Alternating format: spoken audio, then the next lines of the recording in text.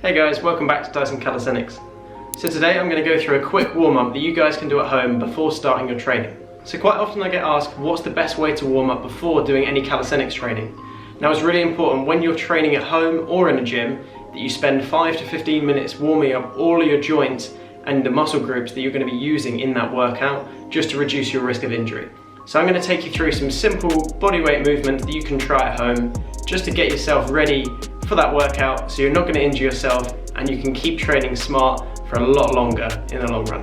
So it depends what you're going to be doing in your workout that day, but generally I like to warm up my whole body pretty much every time I train, just because it helps you know that you can try anything you want in that session, you're not going to injure yourself, and if all of your joints are warmed up nicely anyway, then you're going to naturally ease into your workout a lot better and you'll probably perform at a high level too.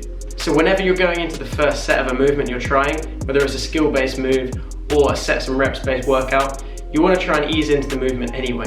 So if you're going to do a push-based workout, for example, you'd want to do a first set of press-ups at a slightly slower pace with more control than you would if you were jumping into some explosive movements. That's how I usually try and structure my training, but it does depend what kind of session you're doing on the day. So let's get into it. I'm going to show you a quick warm-up you can try at home. So we'll start off with a few shoulder circles.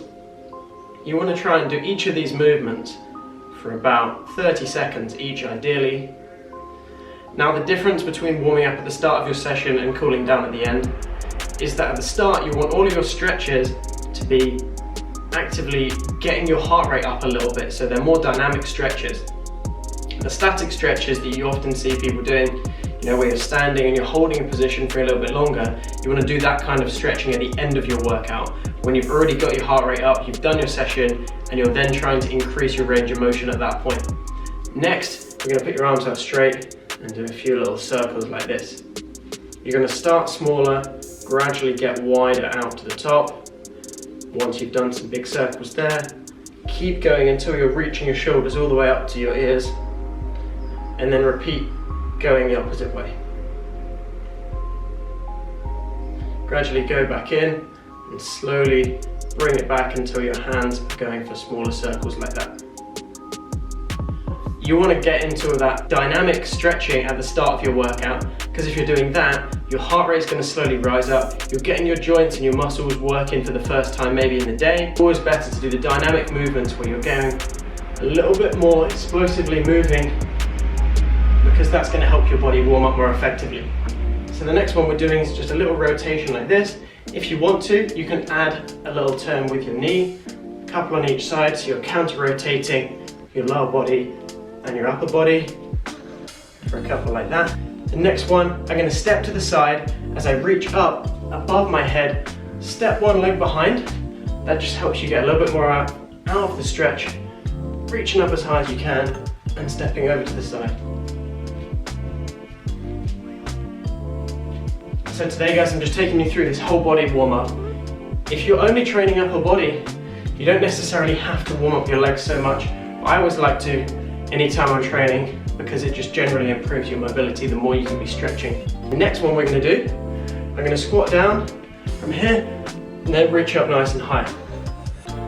As you're doing that squat, you're trying to let your knees come out to the side and reach up high above your head. If you prefer, you can start with your arms down and reach up high after this. I'm then going to start warming up your wrists, so link your hands together, circle them round. This is a really useful one if you're doing any push-based movements or you're training towards your planche or handstand, because your wrists are going to take a lot of strain in your calisthenics training. So you always want to make sure you're warming them up effectively. Okay, next one, rolling your wrists around like this. Do a few circles one way and a few circles the other. From there, you can bring it around so your elbows getting a bit of a warm up too. You can try that both at the same time, or one arm and then onto the other arm. So you're doing a few external rotations like that, and then the same in the internal rotations.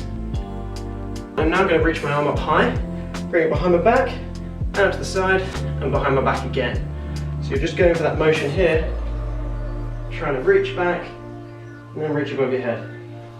Now I like this one because you get a bit of internal rotation in your shoulder, especially when you're doing a lot of workouts that are going to hit your upper body and hit the front of your shoulders. This is a really nice one. So we're going to do the same on both sides. Like I said, going for either 30-second sets or 10 to 15 reps of that one. Okay, so now we're going to move a little bit more onto the lower body. I'm going to step into a side lunge. As I do this, I'm trying to stretch out the inside of my straight leg. So you feel this in your adductors, maybe a little bit in your hamstrings too if you're stepping back. You want to try and step directly out to the side. We're going to go for 10 to 15 reps on one side and 10 to 15 reps on the other side too. As you're doing this one, on the leg you're lunging with, your foot wants to go outwards at the same direction as your knee. So if your knee's pointing upwards very slightly, that's where your foot should be pointing to. The next one I like to do is sit into a squat, push my elbows into my knees, do a couple of pulses there, and stand back up. And then down into that deep squat, pushing to open out your hips, and then standing back up. Just gradually ease into this one. It's a nice way to get your hips open, a little bit of weight through your knees as well.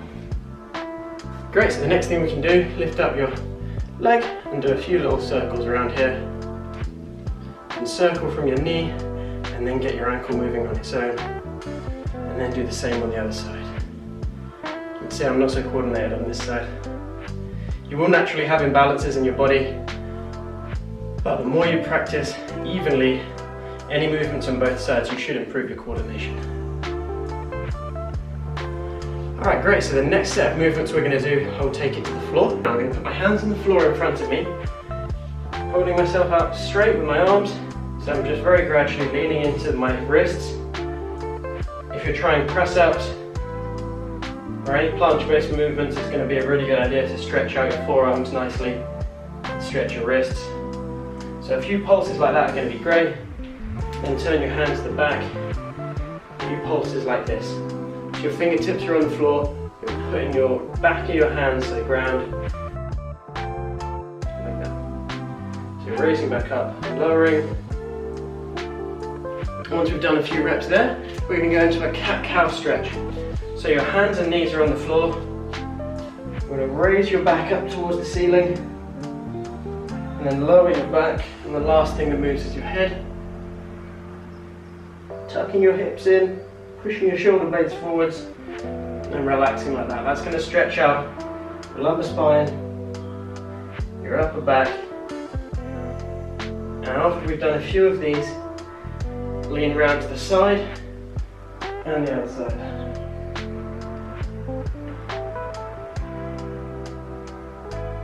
That's it, great. So all of these movements I'm trying to do nice and slow and controlled, but I am actively moving and keeping them nice and dynamic. I'm not holding an individual posture for too long at all. So the idea of your warm-ups should always be to get your heart rate slightly raised up, so you're gradually moving faster and faster before you start your session.